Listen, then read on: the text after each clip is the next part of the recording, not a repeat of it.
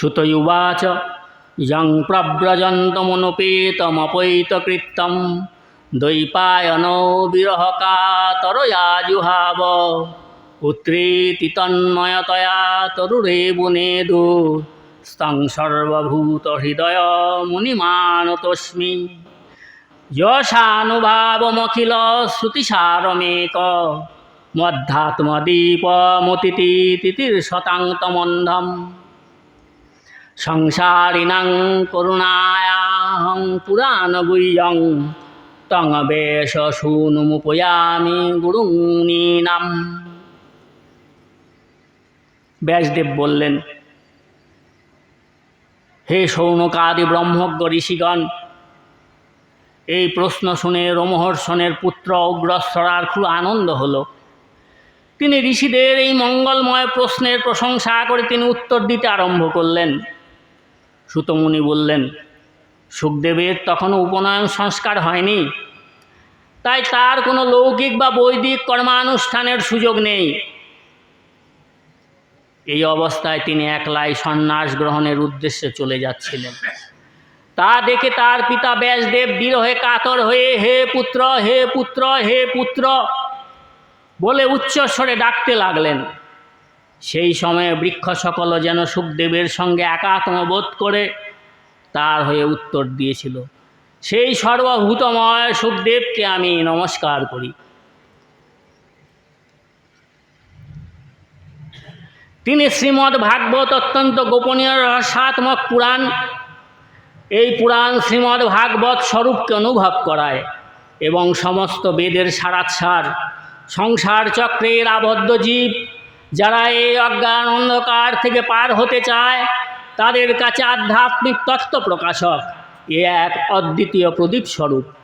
প্রকৃতপক্ষে বড় বড় মুনি ঋষিদেরও আচার্য সুখদেব করুণা পরবশ এর বর্ণনা করেছেন। আমি তার স্মরণ গ্রহণ করছি।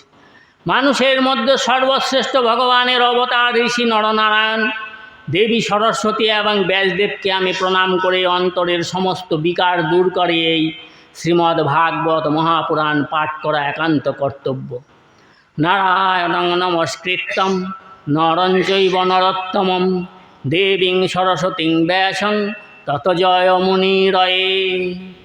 মুনয় সাধুপৃষ্টহং ভবদ্বিল্লোকমঙ্গলম যৎকৃতঃ শ্রীকৃষ্ণস্য সম্প্রশ্ন জেনাত্মা সুপ্রৌষধি সবৈপংশ পরো ধর্ম যত ভক্তিরদক্ষজে অহৈতক্য প্রতিহতা জয়াত্মা সম্প্রসীদতি।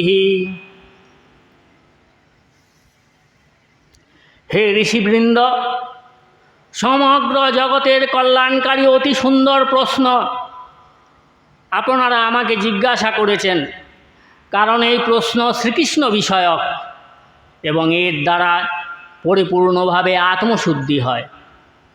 মানুষের পক্ষে সেটাই সর্বশ্রেষ্ঠ ধর্ম, যাতে শ্রীকৃষ্ণের প্রতি ভক্তি জন্মায়। ভক্তিও এমন যার মধ্যে কোনো প্রকার কামনা বাসনা নেই, যে ভক্তি নিত্য নিরন্তর জাগ্রত থাকে এবং এই রূপ ভক্তিতে হৃদয় আনন্দস্বরূপ পরমাত্মাকে উপলব্ধি করে কৃতকৃত্য হয়ে যায়। ভগবান শ্রীকৃষ্ণে ভক্তি হওয়া মাত্রই অনন্য প্রেমে তার সঙ্গে মনকে যুক্ত করায় একমাত্র নিষ্কাম জ্ঞান এবং বৈরাগ্যের আবির্ভাব।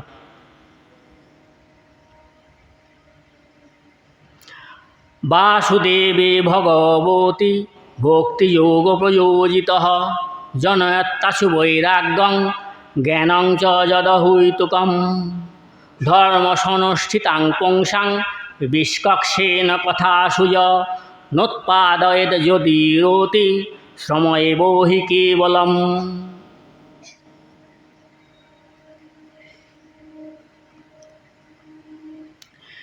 ঠিক ঠিক রূপে ধর্ম পালন করেও যদি মনুষ্য হৃদয়ে ভগবানের লীলাকথার প্রতি অনুরাগ না জন্মে, তাহলে সেই কর্ম বৃথা শ্রম মাত্র, পরিশ্রম মাত্র।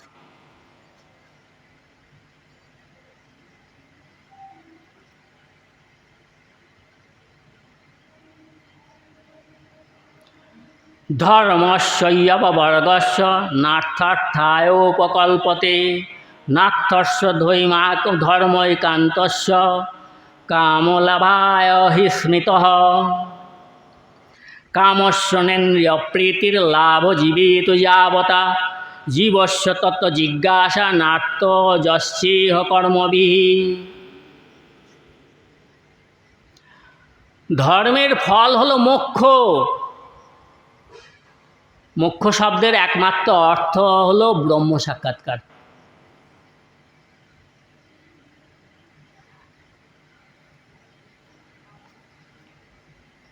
কার মোক্ষ? জীবাত্মার।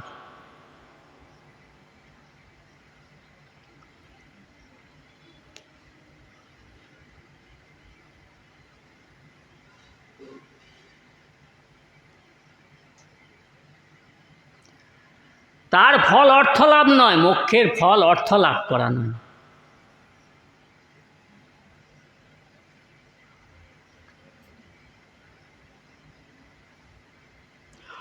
অর্থ কেবলমাত্র ধর্মকর্মের অনুষ্ঠানের জন্য অর্থের প্রয়োজন হয়। ব্যবহারিক জগতে লোকসমাজে আচার ব্যবহার করতে গেলে জগৎ সংসারের নিয়ম অনুসারে অর্থের কিছু প্রয়োজন হয়।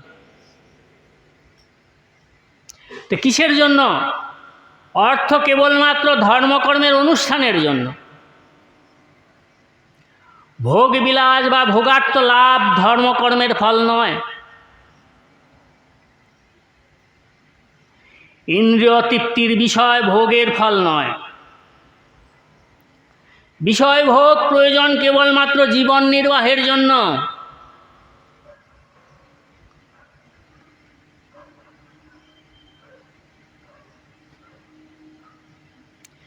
জীবনের একমাত্র লক্ষ্য হলো তত্ত্ব জিজ্ঞাসা। তত্ত্ব শব্দের অর্থ হলো দার্শনিক বিচার্য বিষয়। দর্শন শাস্ত্র অনুসারে ব্রহ্মতত্ত্বের যে বিষয় নিরূপণ,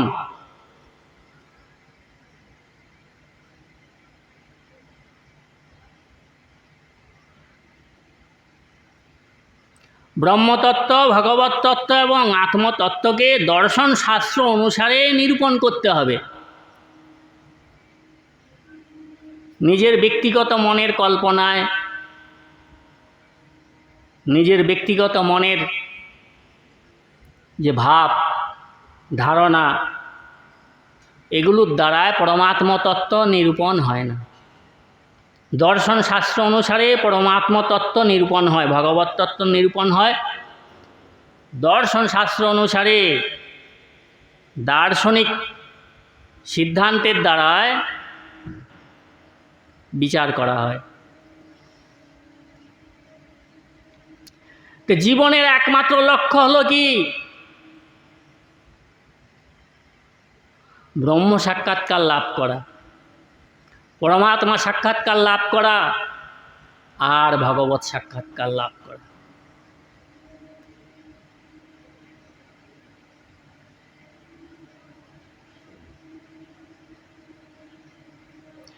নানা রকম কর্মের অনুষ্ঠান করে স্বর্গ আদি লাভ করাও এর ফল বা লক্ষ্য নয়।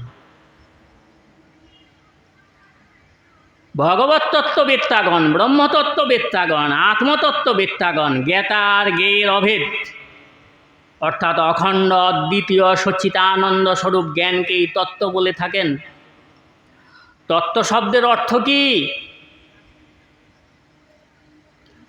বদন্তি তত্ত্ববিদস্তং যজ্ঞানমদ্বয়ম।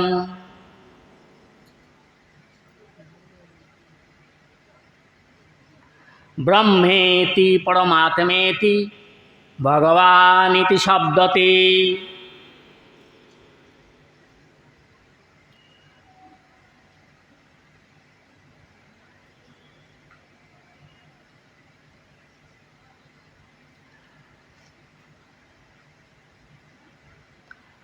ব্রহ্মের পরে আর কোনো কিছু অবশেষ থাকে না, সেই জন্য ব্রহ্মের পরে ইতি, ব্রহ্ম ইতি। ব্রহ্মেতি, পরমাত্মার পরে আর অবশেষ কিছু থাকে না, সেই জন্য পরমাত্মা ইতি। ভগবান ইতি শব্দতে, যিনি তত্ত্বজ্ঞানী সবাই নন, কারণ তত্ত্বজ্ঞান লাভ করতে গেলে সাধনার প্রয়োজন আছে। সাধন বিনা সাধ্য বস্তু, সে ব্রহ্মই হোক, পরমাত্মাই হোক আর ভগবানই হোক, সাধন বিনা সাধ্য বস্তু কভু লভ্য নহে, বিনা সাধনায় লাভ হবে না। ব্রহ্ম ব্রহ্ম কোনো উপাখ্যান নয়, ব্রহ্ম সাধনা করতে হবে। ব্রহ্ম গায়ত্রীর উপাসনা করতে হবে সর্বপ্রথম। ব্রহ্ম গায়ত্রীর উপাসনা করতে হবে সর্বপ্রথম, সেই জন্য ব্রহ্মেতি, ব্রহ্ম গায়ত্রীর উপাসনা করতে হবে।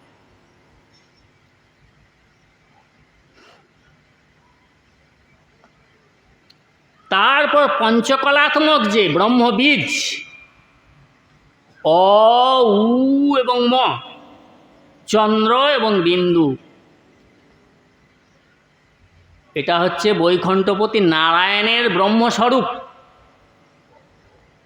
কার স্বরূপ? বৈকুণ্ঠপতি নারায়ণের ব্রহ্মস্বরূপ। এটিকে বলা হয় প্রণব। এই প্রণবকে কি করতে হবে? প্রথমে জপ করতে হবে। সর্বপ্রথমে ব্রহ্ম গায়ত্রীর উপাসনা করতে হবে। ব্রহ্ম গায়ত্রীর উপাসনা করতে গেলে সর্বপ্রথমে ব্রহ্মযজ্ঞের যে উপবীত, তার সংস্কার করতে হবে, যেটাকে বলা হয় যজ্ঞ উপবীত।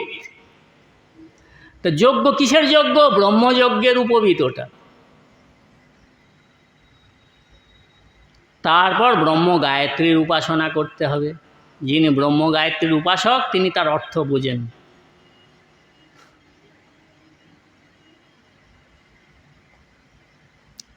প্রসঙ্গক্রমে যখন আসবে তখন এই বিষয়ে আরেকটু বর্ণনা করার চেষ্টা করব। বদন্তি তত্ত্ববিদস্তত্ত্বং যজ জ্ঞানমদ্বয়ম ব্রহ্মেতি পরমাত্মেতি ভগবানেতি শব্দতে তৎসদ্দানমুনয়ঃ জ্ঞানবৈরাগ্যযুক্তয়া পশ্যন্তাত্মনি চাত্মানং ভক্তা শ্রুতগৃহীতয়া।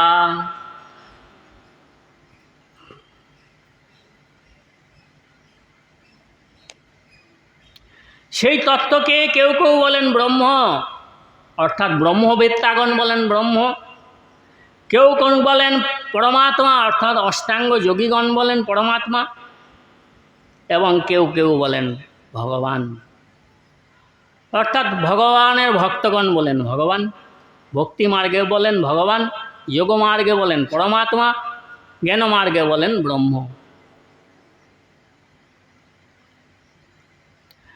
একই তত্ত্বের ত্রিভিদ প্রকাশ। তত্ত্বটা এক, কিন্তু তার প্রকাশটা হচ্ছে তিন রকমের। তার সাধনা করার পদ্ধতিটা তিন রকমের, তাকে অনুভব করার পদ্ধতিটা হচ্ছে তিন রকমের, তাকে আস্বাদন করার পদ্ধতিটা হচ্ছে তিন রকমের, কিন্তু তত্ত্বটা এক এবং অভিন্ন। যে পদার্থ ভিন্ন হয় সে কখনো ব্রহ্ম হয় না, যে পদার্থ ভিন্ন হয় সে কখনো ভগবান হয় না, যে পদার্থ ভিন্ন হয় সে কখনো পরমাত্মা হয় না।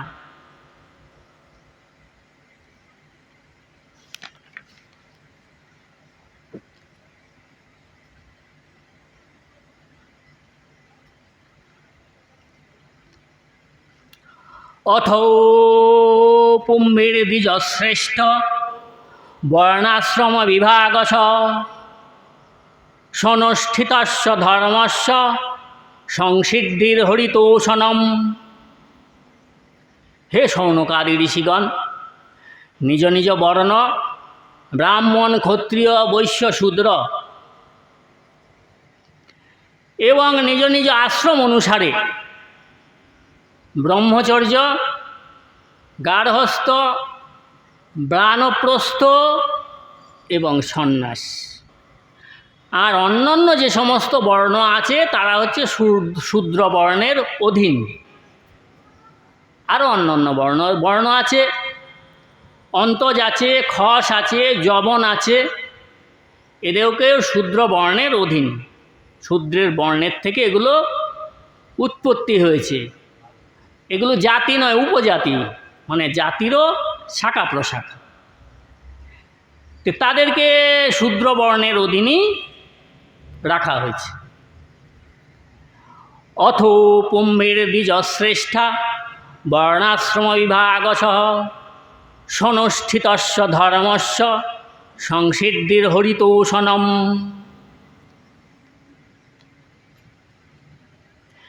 নিজ নিজ বর্ণ এবং নিজ নিজ আশ্রম অনুসারে মানুষ যে ধর্মের অনুষ্ঠান করে তার পূর্ণ সিদ্ধি হলো কি?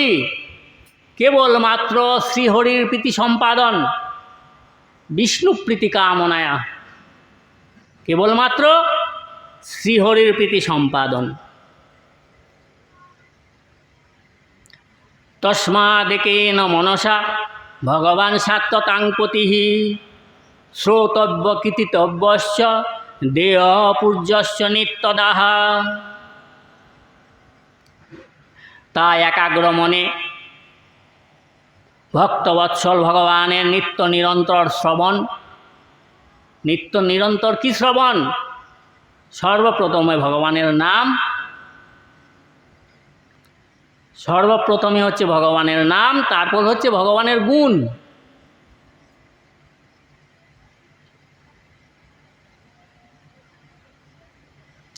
তারপর হলো ভগবানের রূপ, তারপর হলো ভগবানের লীলা। যদিও বা পয়ারের ছন্দে বলা হয় নাম রূপ গুণ লীলা, নাম হয় ভক্ত সঙ্গ করতে করতে নাম হয়, কিন্তু রূপ হয় না। রূপ কেন হয় না? কারণ ভগবানের গুণের কোনো ধারণা নাই, অনুভব নাই। রূপ কেন আসে না হৃদয়ে? 40, 50, 60 বছর, 80 বছর হয়ে গেছে হরি ভজন করতে করতে, তাও রূপ কেন আসছে না? কেননা শ্রীহরির যে গুণ, সেই গুণ সম্বন্ধে ধারণা লাভ হয় নাই, সেই জন্য রূপ আসেন। আর যার রূপই আসেনি তার তিনি লীলাটাকে কিভাবে অনুভব করবেন? যিনি বলছেন আমি অনুভব করছি, আচার্যগণ কিছু বলেন না, মৌন থাকেন, জানেন যে কোনো জিনিসের একটা বিধি আছে, ক্রম আছে। সর্বপ্রথমে হলো নাম, তারপর হলো গুণ, ভগবানের গুণ। ভগবানের গুণের অনুভব করতে হবে। তারপর হলো ভগবানের রূপের অনুভব, তারপর লীলা। যার রূপেরই অনুভব হয়নি তার লীলাটা কিভাবে অনুভব হবে?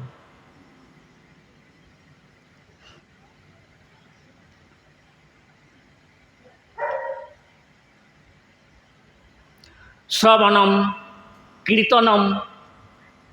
তা আমি কি কীর্তন করব? যার সম্বন্ধে কীর্তন করব তার গুণের আমার অনুভব নাই, তো কি কীর্তন করব? তার রূপের অনুভব নাই। যার গুণের অনুভব নাই তার রূপের অনুভব কেমন করে করব? তার লীলার অনুভব কেমন করে করব? তো যিনি বর্ণন করছেন রূপ, বোঝা যায় যে তিনি অনুমানে করছেন, কিন্তু প্রত্যক্ষভাবে নয়।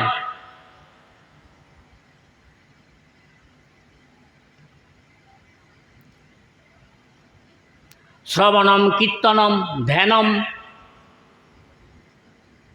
রূপের জ্ঞান না থাকলে ধ্যান হয় না। আরাধনা করা প্রয়োজন। শ্রবণম কীর্তনম ধ্যানম, শ্রবণ কীর্তন ধ্যান এবং আরাধনা। কর্মের বন্ধন বড় কঠিন। বিচার বুদ্ধি সম্পন্ন মানুষ ভগবৎ চিন্তন দ্বারায় সেই গ্রন্থি বন্ধন ছিন্ন করেন। অতএব এই ভগবত লীলা কথামৃত এমন কোনো মানুষ আছেন যার অনুরাগ হবে না? এমন কে আছে যার অনুরাগ হবে না ভাগবত কথায়? তো ভাগবত কথায় অনুরাগ কেন হয় না? না, ভাগবতের মহিমার জ্ঞান নাই, ভাগবতের গুণের জ্ঞান নাই, সেই জন্য অনুভব হয় না।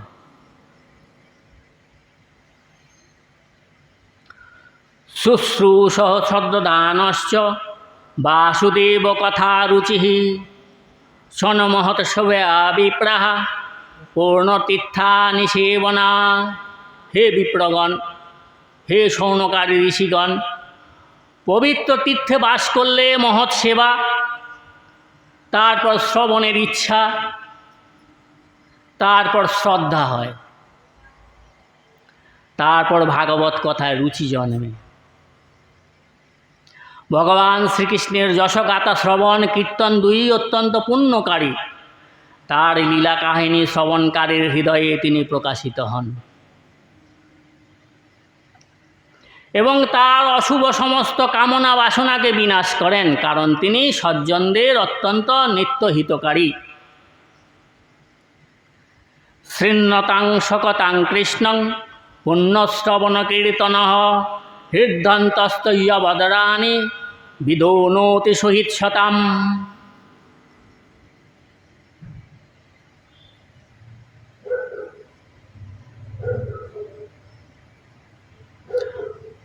নষ্টপ্রায়েষু ভদ্রেষু নিত্যং ভাগবত সেবয়া ভগবত্যুত্তম শ্লোকে ভক্তির্ভবতি নৈষ্ঠিকী।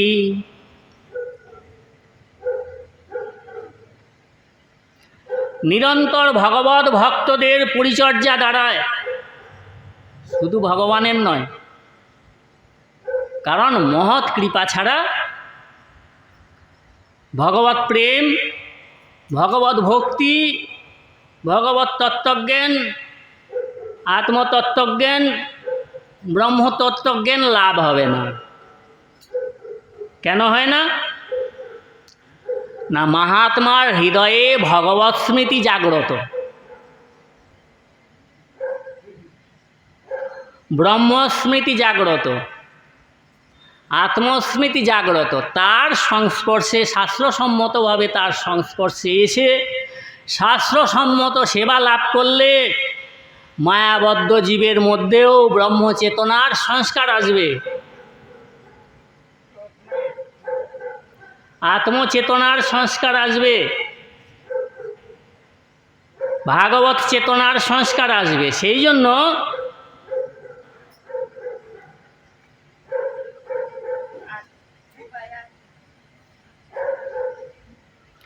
নিরন্তর ভগবত ভক্তদের পরিচর্যা,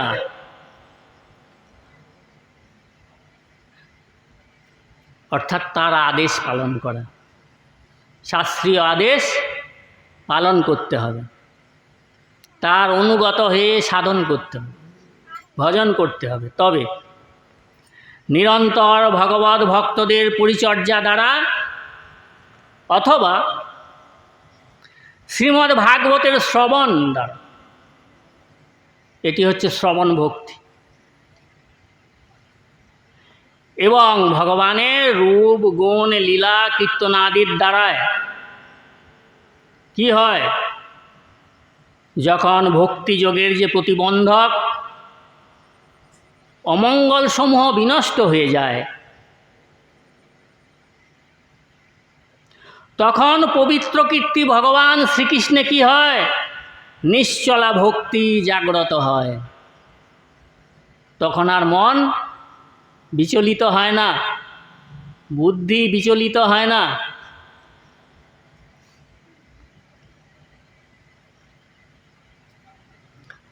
তদা রজস্তমো ভাবাঃ কামলোভাদয়শ্চ ये চেতয়েতৈরনাদ্বিদ্যং স্থিতং সত্যে প্রসীদতি। তখন সেই ভক্তের কি হয়? রজগুণ এবং তমগুণের থেকে উৎপন্ন যে কাম, লোভ প্রভৃতি রিপু শান্ত হয়ে যায়।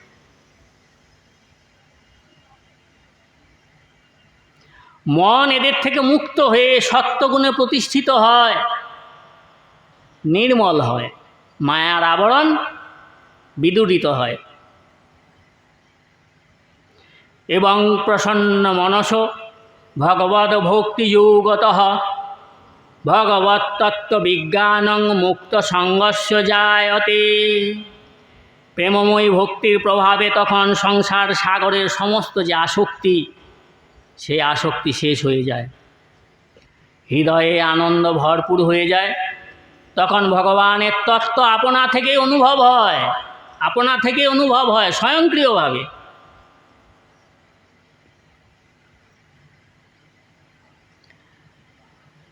বিদ্যন্তে হৃদয় গ্রন্থি ছিদ্যন্তে সর্বসংশয়াঃ চ্যন্তে চাস্য কর্মাণি দৃষ্ট এবাত্মনীশ্বরে। বিদ্যন্তে হৃদয় গ্রন্থি, এই পার্থিব যে বিষয় আছে, জগতে যে পার্থিব বিষয় আছে, তার সঙ্গে চিত্তের যে বন্ধন আসক্তি, এটা ছিন্ন হয়। ব্রহ্মতত্ত্বের সঙ্গে সংযুক্ত হয়, আত্মতত্ত্বের সঙ্গে সংযুক্ত হয়, ভগবত তত্ত্বের সঙ্গে সংযুক্ত হয়। বিদ্যন্তে হৃদয় গ্রন্থি, কারণ এখন তো সে মায়াবদ্ধ, তো মায়ায় কিভাবে বদ্ধ হয়েছে? আসক্তির দ্বারায় বদ্ধ হয়েছে, আসক্তির দ্বারায় বদ্ধ হয়েছে। বিদ্যন্তে হৃদয় গ্রন্থি, আর কি ছিদ্যন্তে সর্বসংশয়। এই জগৎ সংসারটাকে ত্যাগ করলে যদি ক্ষতি হয়, এরকম সংশয় হয়। লজ্জায় ভক্তি করে ভগবানকে, কিন্তু বেশি ভক্তি করতে গিয়ে যদি সংসারে ক্ষতি হয়, আর্থিক ক্ষতি হয়, বৈষয়িক ক্ষতি হয়, ব্যবহারিক ক্ষতি হয়, এটা হলো হৃদয়ের সংশয়। এটাও মায়া, এটাও মায়া, মানে সাধনাটা ঠিক ঠিক হয় নাই বলেই তো এরকম হয়েছে। কিন্তু বিদ্যন্তে হৃদয় গ্রন্থি ছিদ্যন্তে সর্বসংশয়া, সর্বপ্রকারের সংশয় বিদূরিত হবে। সূর্য উদিত হলে যেমন সমস্ত প্রকারের অন্ধকার বিদূরিত হয়, যখন ব্রহ্মের একটু অনুভব হবে, যখন আত্মার একটু অনুভব হবে, যখন ভগবানের একটু অনুভব হবে, একটু একটু করে সংশয়ও দূর হবে। একটু একটু করে সংসারের যে আসক্তি আছে, বিষয়ের যে আসক্তি আছে, ওটাও একটু একটু শিথিল হবে। বিদ্যন্তে হৃদয় গ্রন্থি ছিদ্যন্তে সর্বসংশয়াঃ চ্যন্তে চাস্য কর্মাণি। শুভ কর্মের বন্ধন আছে, অশুভ কর্মেরও বন্ধন আছে। মূল লক্ষ্য তো হচ্ছে মোক্ষ, মূল লক্ষ্য হচ্ছে ভগবত প্রাপ্তি, মূল লক্ষ্য হচ্ছে ব্রহ্ম প্রাপ্তি, মূল লক্ষ্য হচ্ছে পরমাত্মা প্রাপ্তি। কিন্তু সে মার্গান্তরীণ হয়ে যাচ্ছে, অন্য পথে চলে যাচ্ছে, অন্য পথে চলে যাচ্ছে, মূল লক্ষ্য থেকে সরে যাচ্ছে। তো এখানে কিসের জন্য সরে যাচ্ছে? শুভ কর্মের বন্ধনে এবং অশুভ কর্মের বন্ধনে। পূর্ব জন্মের যে প্রারব্ধ কর্ম, সেই কর্মের ফলের দ্বারায় প্রেরিত হয়ে, কালের দ্বারায় প্রেরিত হয়ে, কালও প্রেরিত হয়ে কি হচ্ছে?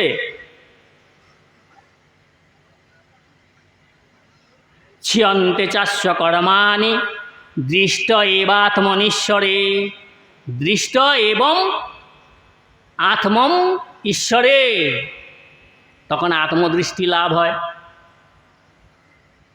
জ্ঞানদৃষ্টি লাভ হয়, আত্মদৃষ্টি লাভ হয়, প্রেমনেত্র লাভ হয়। বিনা প্রেমনেত্রে প্রেম পুরুষোত্তম ব্রজেন্দ্রনন্দন শ্রীকৃষ্ণের সাক্ষাৎকার লাভ হয় না। অত বৈ কবয় নিত্যং ভক্তিং পরময়া মুদা বাসুদেবে ভগবতী কুর্বন্তাত্মপ্রসাদনীম। সেই জন্যই পণ্ডিত ব্যক্তিরা সর্বদাই অত্যন্ত আনন্দ সহকারে ভগবান বাসুদেব শ্রীকৃষ্ণে ভক্তি করে থাকেন। যারা আত্মপ্রসাদ লাভ করে থাকেন, সত্য রজস্তম ইতি প্রকৃতির গুণানাস্তৈ যুক্ত পরং পুরুষ সত্যং রজস্তম ইতি প্রকৃতির গুণাস্তৈ মুক্ত পরং পুরুষ একৈহাস্য দত্তে স্থিতাদয়ে হরিবিরিঞ্চি হরেতি সংজ্ঞা শ্রুতাংশি তত্র খলু সত্যত নিরাংশু। প্রকৃতি ত্রিগাণাত্মিকা প্রকৃতি, সত্য রজ আত্মময় এই তিনটি গুণকে স্বীকার করে তার মধ্যে অধিষ্ঠিত হয়ে এদেরকে আশ্রয় করে এক অদ্বিতীয় পরমাত্মাই সৃষ্টি স্থিতি এবং সংহারের জন্য ব্রহ্মা হয়েছেন, এক অদ্বিতীয় পরমাত্মায় সৃষ্টি স্থিতি সংহারের জন্য বিষ্ণু হয়েছেন, এক অদ্বিতীয় মহেশ্বরী সৃষ্টি স্থিতি এবং প্রলয়ের জন্য মহেশ্বর হয়েছেন।